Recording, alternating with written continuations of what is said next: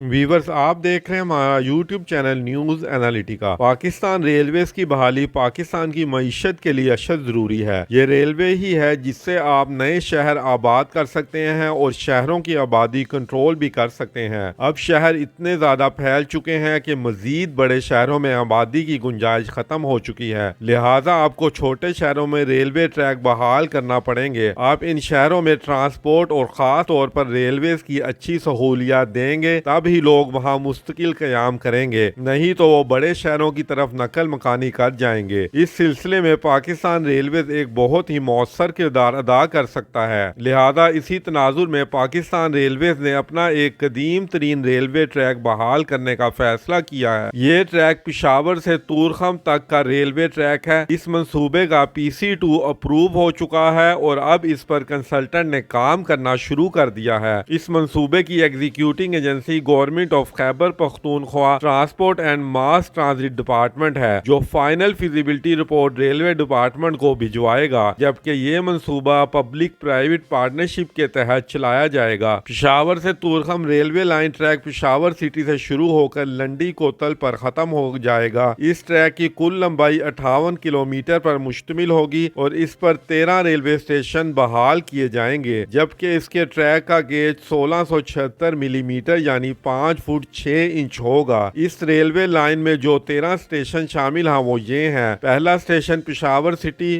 دوسرا پشاور کینٹ، تیسرا جمرود اسٹیشن، چوتھا بگیاری اسٹیشن، پانچواں میڈونک، چھٹا چاغی ریلوے اسٹیشن، ساتواں شاہجائی ریلوے اسٹیشن، آٹھواں کیٹ کشتہ ریلوے اسٹیشن، نواں زنتارا ریلوے اسٹیشن، 10واں سلطان کہل railway station, 11واں لنڈی کوتل railway station, 12ویں number پر ہے تورا ٹیگا ریلوے اسٹیشن اور آخری اور 13واں ریلوے اسٹیشن لنڈی خانہ ریلوے اسٹیشن ہوگا۔ اس ریلوے ٹریک کو بحال کرنے کا مقصد حال ہی میں ایکس فاٹا کے ڈسٹرکٹس جو خیبر پختونخوا میں ضم ہو چکے ہیں ان کو ٹرانسپورٹ کی بہتر اور جدید سہولیات فراہم کرنا ہے، کیونکہ ان ڈسٹرکٹ میں کوئی خاص انفراسٹرکچر موجود نہیں ہے، جبکہ وہاں پر روزگار کے مواقع بھی محدود ہیں۔ جو بھی گروتھ اسٹریٹجی خیبر پختونخوا کے لیے بنائی جائے گی، اس کی فیوچر پلاننگ میں ایکس فاٹا کی ٹرانسپورٹ انڈسٹری کو لازماً فوکس کرنا پڑے گا تاکہ وہاں کے لوگوں کو روزگار کے مواقع زیادہ مل سکیں۔ یہ ریلوے سروس جو پشاور سے طورخم تک چلائی جائے گی، اس سے مرج ایریاز آف ایکس فاٹا میں ترقی اور اکنامک ڈیولپمنٹ کے نئے راستے کھلیں گے، جبکہ اس سے مسافروں کو ایک آرام دہ اور سستا سفر بھی میسر آئے گا۔ اگر اس روٹ کی اور پاکستان ریلویز کی تاریخ پر نظر دورائیں تو پاکستان میں ریلوے ٹرانسپورٹیشن 1861 میں شروع ہو گئی تھی اور 1947 کی آزادی تک یہ ریلوے نیٹ ورک بہت وسیع اور مضبوط ہو چکا تھا اور ریلویز ایک بہترین ادارہ بن چکا تھا، لیکن وقت گزرنے کے ساتھ ساتھ ریلوے اسٹرکچر ٹوٹ پھوٹ کا شکار ہو گیا، جس کے کئی وجوہات ہیں۔ پہلی وجہ تو یہ ہے کہ گورنمنٹ کی طرف سے ریلویز کو مناسب فنڈ مناسب وقت پر نہیں ملے۔ دوسرے نمبر پر کنزیومر بیہیویئر یعنی صارفین کا رویہ چینج ہوا۔ چینج ہونے کی وجہ سے ریلوے پر لوگوں کا رش بتدریج کم ہوتا گیا اور لوگ پرائیویٹ گاڑیوں پر سفر زیادہ کرنے لگ گئے، جس کی وجہ سے ریلوے کا منافع کم ہوتا گیا۔ تیسرے نمبر پر گورنمنٹ کی طرف سے روڈ اور انفراسٹرکچر پر زیادہ فنڈ خرچ کیے جاتے رہے بجائے ریلویز کے۔ موٹر ویز اور ہائی ویز کا جال بچھتا گیا اور ریلوے پر کوئی خاطر خواہ سرمایہ کاری نہیں کی گئی۔ چوتھے نمبر پر ریل سسٹم کو جدید طرز پر اپ گریڈ نہیں کیا گیا۔ ان وجوہات کی وجہ سے ریلوے کو مالی طور پر بہت زیادہ نقصان اٹھانا پڑا، جس کی وجہ سے بہت سارے ریلوے ٹریک ختم کرنا پڑے کیونکہ ان پر کوئی منافع نہیں ہو رہا تھا، جس میں سے ایک پشاور تا طورخم ریل سروس بھی شامل تھی۔ لہذا 2005 میں اس ٹریک کو مکمل طور پر